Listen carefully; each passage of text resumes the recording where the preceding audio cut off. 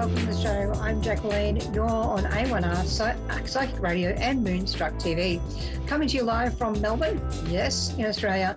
And we've been journeying along the major arcana of the tarot sort of a little bit haphazardly, but never mind.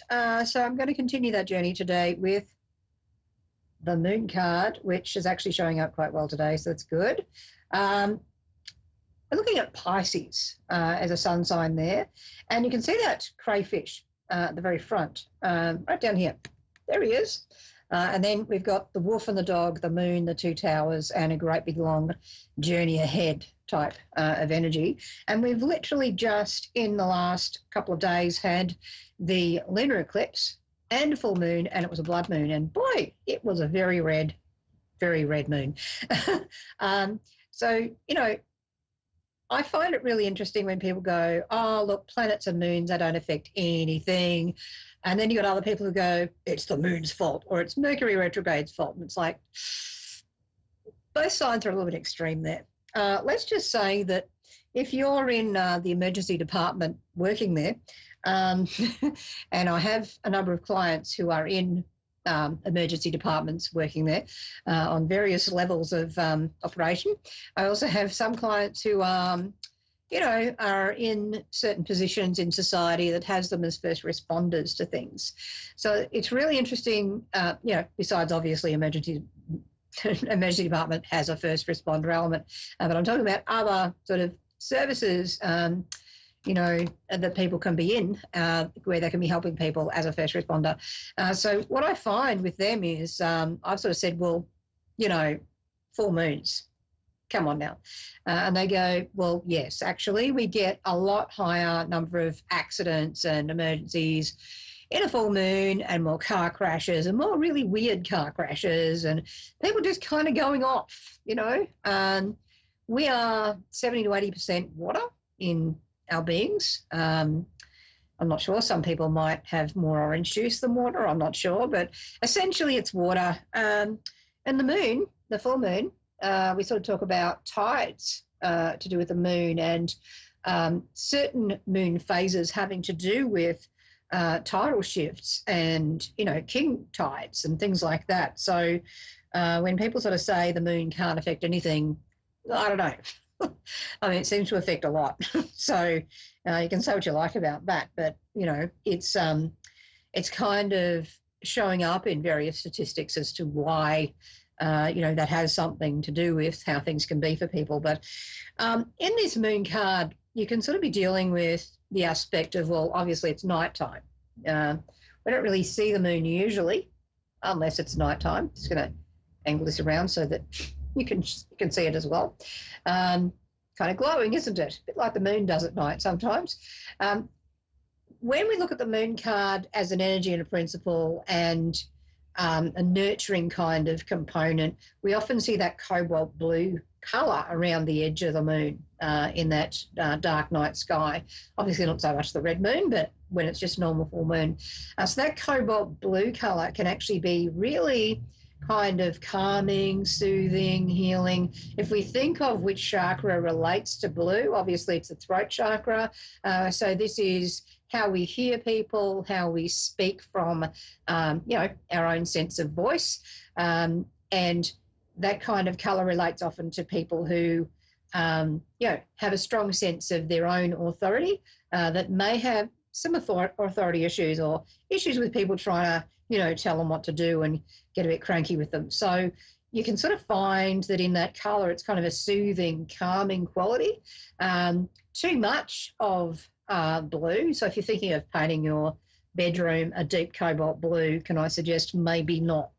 Tempting though it is for some people. You know, you can get the blues by having too much blue. You know, the sky is blue, it's great, but it's not our entire environment.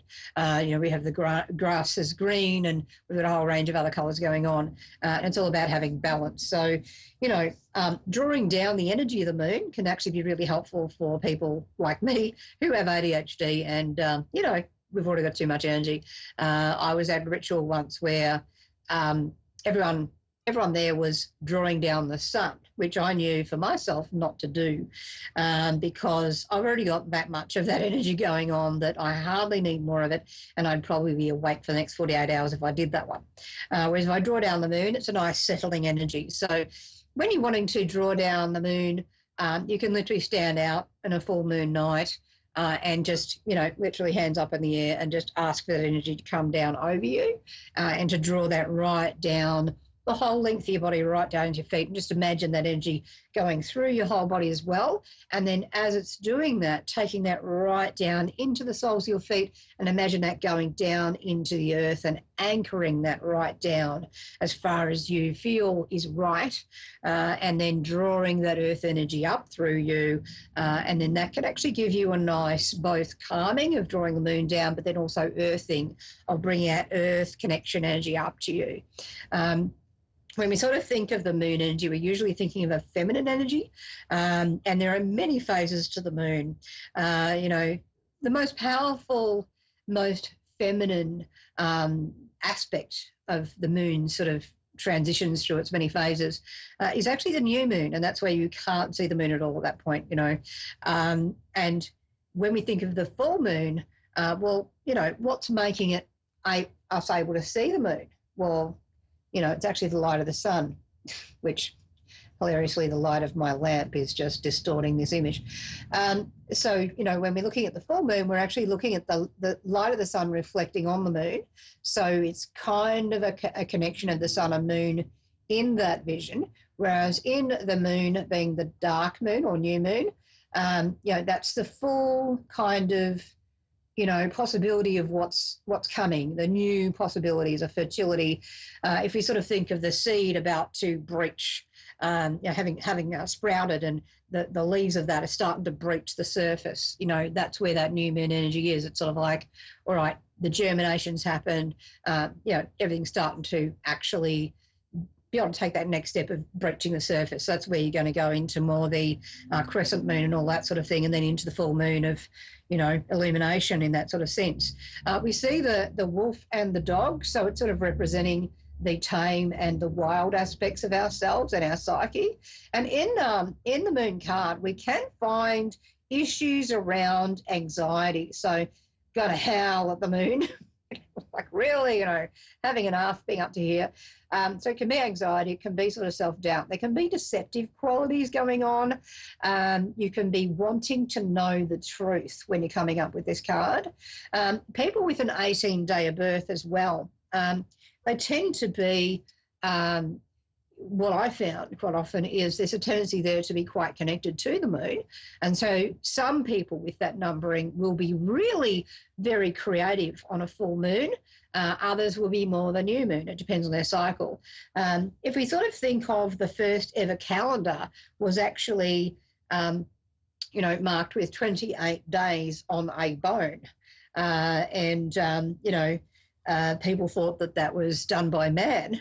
Well, you sort of think of the moon cycle and you think of women's cycles, reproductive cycles, and, well, men don't really have a 28-day cycle, do they? But women do, and not all women are 28. Sometimes it's less and more, and there can be various reasons for that. But if you ever think of how, the first calendar came about, that's it right there.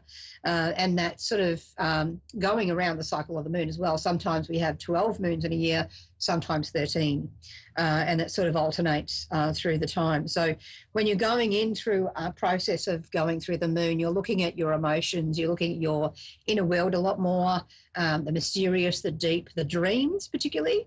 And this can sort of bring out nightmares, or it can bring out prophetic dreams. It could bring out manifestation type scenarios. So there's a lot in the moon card that you can get.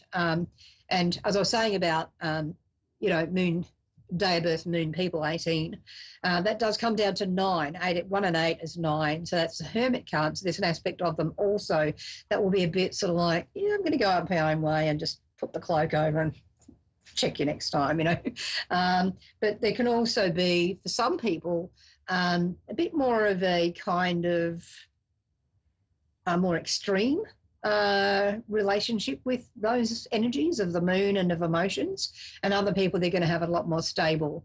You sort of look at different traits, whether it be star signs, numerological signs, tarot signs, and there are lesser and greater extremes, and then the more positive or the negative traits of where that can go.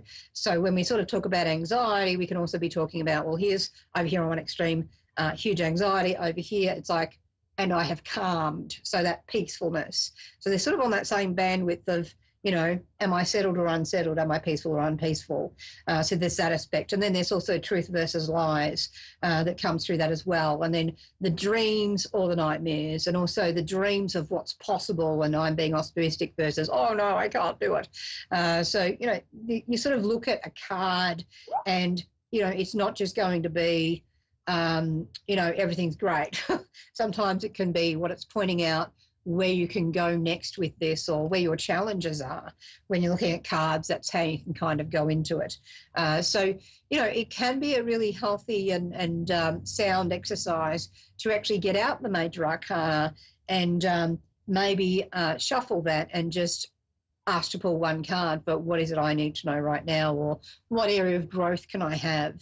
And then that can bring out different cards, and certainly that kind of reflection can kind of help you get a lot more clarity around what's happening for you. And the thing to do, though, when you get cards is not to go, don't like that answer, gonna shuffle again, or I don't like the answer this feels like it's giving me, so I'm going to go purely to the rosy side, or, oh, I'm kind of pessimistic, so I'm not going to see the positives, only the negatives.